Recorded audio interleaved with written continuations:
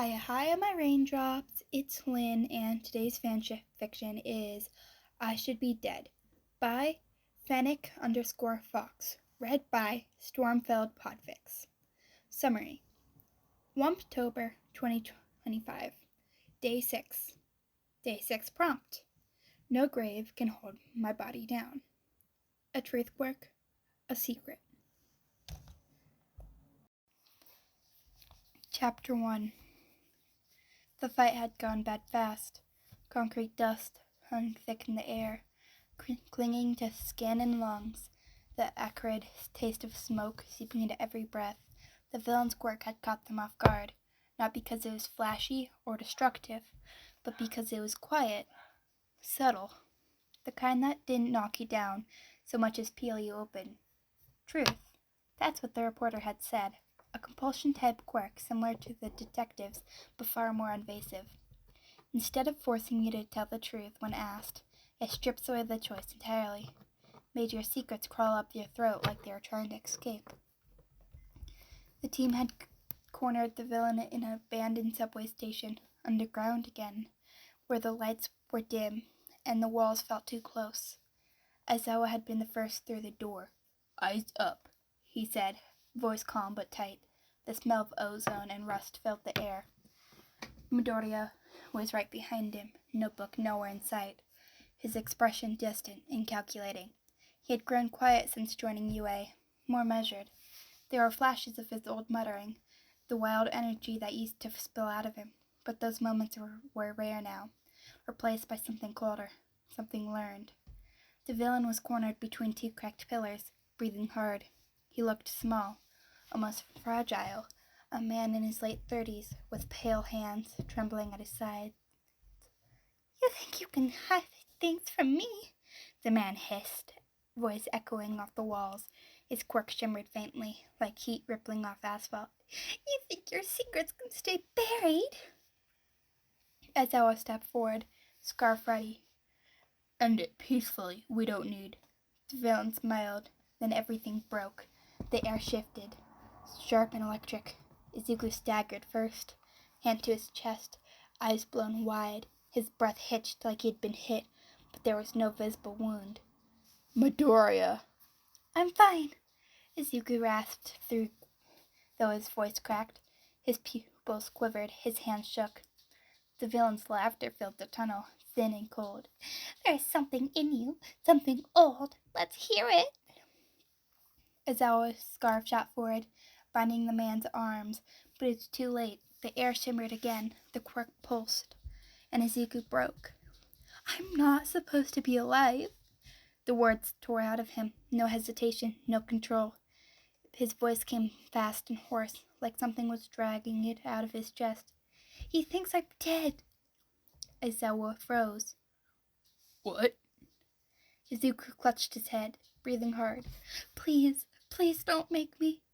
But the villain's quirk didn't care about the pleading. It didn't care about the pain. It only wanted truth. "I didn't die in Hozu," Izuku gasped, trembling. "That explosion, it wasn't mine. It was a cover. I made it look like I died so I could disappear. I couldn't." His voice broke, his whole body shaking. "I couldn't be him anymore."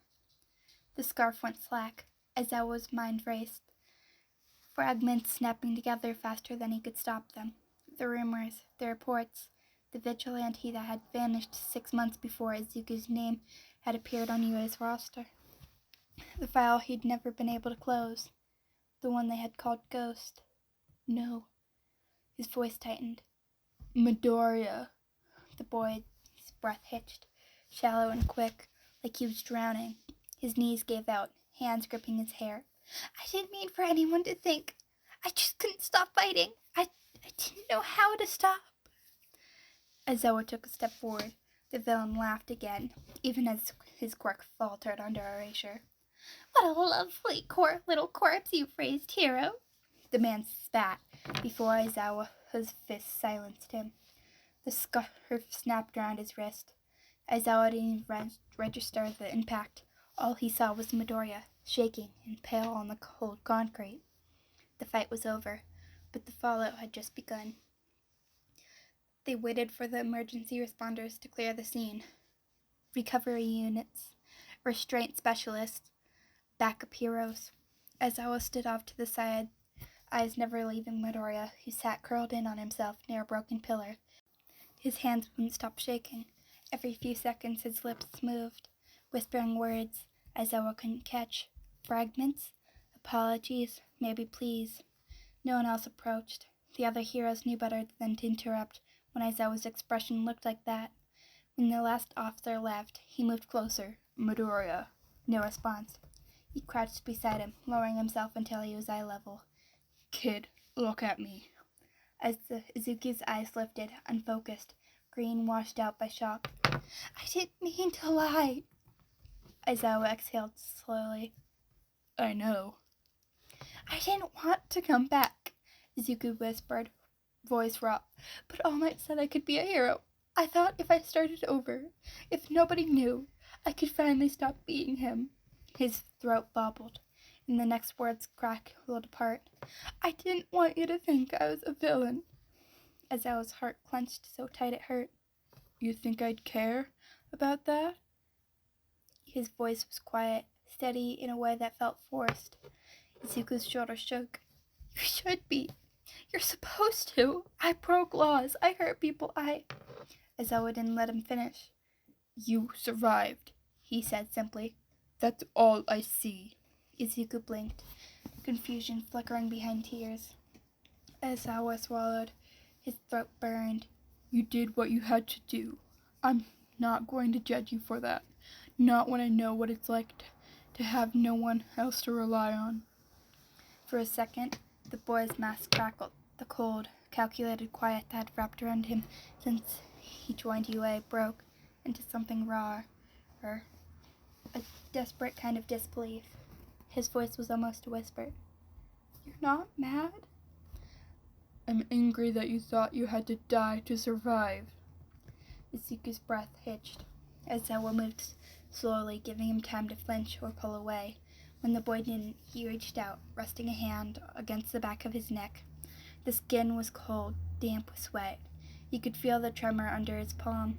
The contact broke something in Izuku. His breath stuttered, then came in a rush, harsh and uneven, like he'd been holding it for months. His fingers fisted in Aizawa's scarf, clinging like a child caught in a nightmare. I didn't mean to make you think I was gone, he said, voice muffled against Aizawa's shoulder. I just wanted to stop being scared all the time. Aizawa's jaw tightened. You don't have to be scared anymore. Izuku laughed weakly, the sound too small to be humor. You can't promise that. No, Aizawa admitted, but I can promise you're not alone in it. For a long time, they stayed like that, in the dim light of the broken subway, the hum of rescue vehicles fading above them. Izuku's breathing slowly steadied, his group loosening, though his shoulders still trembled. Aizawa didn't move. His scarf was damp, his eyes burned, and his chest felt heavy in the way it always did after a fight that mattered too much. He thought of the file marked Ghost, the one he'd refused to delete, the one with a single line scrawled at the bottom, presumed dead, body unrecovered.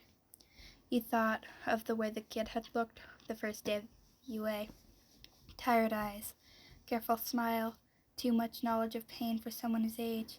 It had all been there, he just hadn't seen it. Now he did. No grave could hold a body like Midoriya Izuku's. He'd clawed his way out of something deeper than dirt, and maybe, just maybe, now he could rest.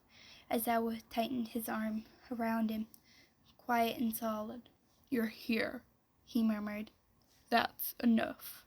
Izuku nodded weakly against his shoulder, the words catching in his breath. For the first time in a long while, Aizawa felt something close to hope. Hello, my raindrops. Thank you for listening. I have a few notes I want to go over. I'm not sure if I can get the links to work in the description, but I will continue trying. And the title and stuff will always be put down there. I've posted 2 podfics now. They're both in different reading styles, so I want you guys to let me know which ones you'd prefer me to continue doing, whether it be where I change my voice with the dialogue options or just keep it the same. Your opinion absolutely matters to me, so I just want to have you be able to choose. And I'm sorry about all the stuttering and the little background noises. I'm still getting things worked out, and I just stutter a lot in my normal day-to-day. But then again, who knows? Maybe it'll get better. But once again, thank you for listening. This is MHA Podfic tuning out. Bye!